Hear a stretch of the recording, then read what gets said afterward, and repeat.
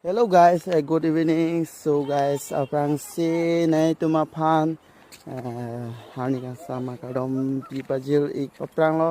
So nona bang ke ni kam claim appen on hem ke bang lo jo nang non anpal ke lak pi am jo ke lak sop ta me ko pujilang jo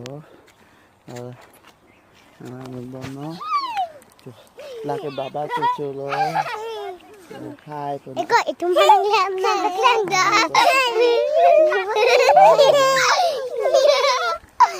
itong malang da. hai tuần ạ